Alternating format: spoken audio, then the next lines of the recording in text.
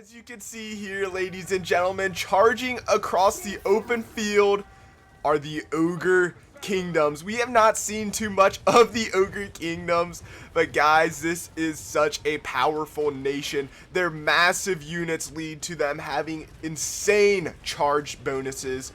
And guys, this is going to be a great one today. This unit looks so goofy over here. These Iron Fist Crushers. But yeah, anyways guys, the Ogre Kingdoms is over here, and opposing them today, I put them up against quite the challenge. We have the High Elves. The High Elves counter them perfectly. They have extensive ranged units, but they also have very good spear infantry, which, as you guys know, spearmen are anti-large. So we're going to see how this one goes today. Over here, Ogre Bulls already charging in, but they got charged down by the Dragon Princes already. Cut down just like that. And here we go. We have a mixture of Ogre Bulls and more Ogre Bulls charging in here. And you can see the damage that initial charge does to a front line. Absolutely beautiful charge here coming from the Ogre Bulls, doing what they need to do to start out. But look at the amount of archers sat back here for the High Elves. The High Elves most certainly know what they are going to do here. They are going to do everything in their power to skirmish down these giants. Excuse me. Oh, we're struggling a little bit. I just kind of woke up, but you know, it's got to be done. It's got to be done. Sun Dragon back here as well. That looks absolutely sick. Look at this thing. Oh man, look at this view of this battlefield. It can see all. It sees all. But yeah, as I was saying, guys, look at this charge up here from the Ogres. Absolutely beautiful. Are these more Ogre Bulls? Yes, it is. More Ogre Bulls charging forward into these White Lions here. Look at that. Beautiful. See, now this is what the Ogres are good for. The Ogres are very good at that initial shock charge.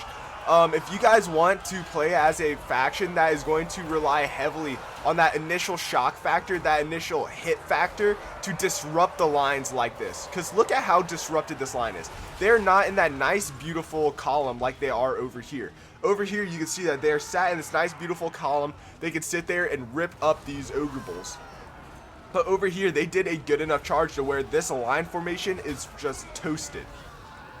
We are seeing Alistair the White Lion here sitting atop his eagle, flying in to try to fight these Ogre Bulls. Ogre Bulls still being skirmished down, but now we are starting to see artillery come flying in. They do have some artillery back here. They have the Nobbler scrap launcher. So very, very large catapult back here.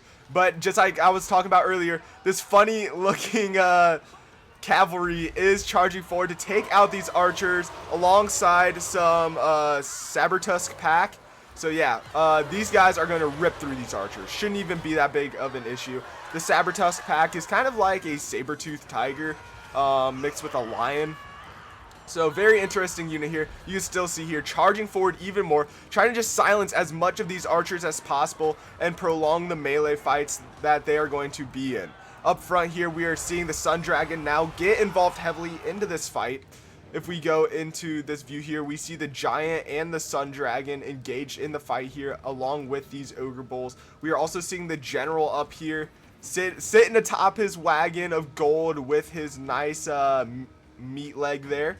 So yeah, he has also joined in with this fight. You see the Giant, the Dragon, everything has engaged in the fight up here. This is a great fight, a very, very good fight for the Elves. The Elves are doing exactly what they need to do. They are holding them. The longer that the Elves can hold these Ogres in the static position, the better chance they have of winning. Because once these Ogre Bulls and the Giants get that run-up charge, guys, it is pretty much game over for them. These Great Axe Infantry, they are not anti-large, so they are getting eaten up big time by these Man-Eaters. And yeah, so it's very rough right now, very, very rough. But you can see this archer fire is really starting to take a toll on these Ogres. A lot of this archer fire is the reason why a lot of these guys are ending up falling. You can see whenever there's a big wave of archer fire coming in, a lot of them do end up falling. So very interesting little mix here. The Sabertusk pack do end up breaking here. So all that's left cavalry wise for the Ogre Bulls, or yeah, the Ogre Nation, is these Crushers, who are doing a great job. A second unit of Crushers. No, these are Mournfang cavalry. Look at these guys. So different unit of cavalry over here as well, pushing forward alongside some man-eaters. So they're doing a great job pushing behind the lines, trying to silence those archers, but there's just so many archers. Those Saber-Tusk pack do return, now going for these Talons of Tor Kaleda, doing a great job of just trying to silence as many units as possible here. Now the man-eaters are pushing in the back lines. This is going to be disastrous for the Elves. The Elves have lost that front line ability now and are being pushed back hard. The dragon is now wavering because of the amount of damage it has taken. In the back here, we are seeing this eagle fighting, squaring off with a lot of these cavalry, just trying its best to calm down here, trying to get just a hold of the situation a little bit, because this situation is starting to turn very, very dire very quickly for the Elves. Because as you can see here, how much that balance of power is swinging in favor of the Ogre Kingdoms. And that's just because, look at their archers. They no longer have that artillery capabilities that they had earlier. This Eagle Claw Bolt Thrower getting 2 kills on its own. Look at this. This archer unit with 12 kills. That is almost an entire unit of Ogre Bulls. Oh my goodness. That is just the power of the archers right now. Now the Ogre Bulls pushing even deeper. Now fighting this unit of White Lions who are completely broken. They're also fighting this unit of Spearmen who are now just being absolutely decimated by these Ogres. So very, very, very tough battle for the High Elves here. They also have a Chariot back here with 2 kills. Hasn't really charged in or anything, because the second it charges in, it's going to get destroyed, in all honesty. Now they're just ending up swarming the general here. The general down to 1900 health, now 1800 health. Just trying to fight for its life here. Completely surrounded by enemies.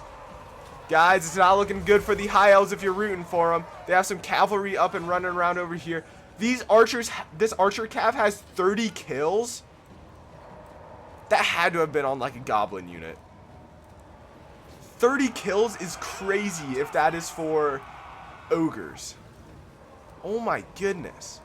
That is insane. That is an insane amount if it's not for ogres. Holy. But yeah, guys, as you can see here, victory is in the grasp for the Ogre Nation, or the Ogre Kingdom, sorry.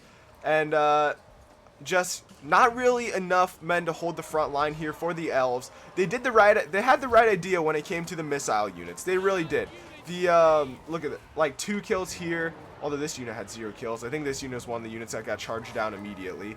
But yeah, a lot of decent damage done by these archers to the Ogre Kingdom, which is exactly what you wanted to see from them in order to try to win. But guys, the Ogre Kingdom does come out victorious in this battle today. So up on the screen now is the casualties, because I know you guys love seeing them casualties. If you guys did enjoy, make sure you guys go down below, hit that like and sub button. It means a lot to me. We're on the road to 750 subs.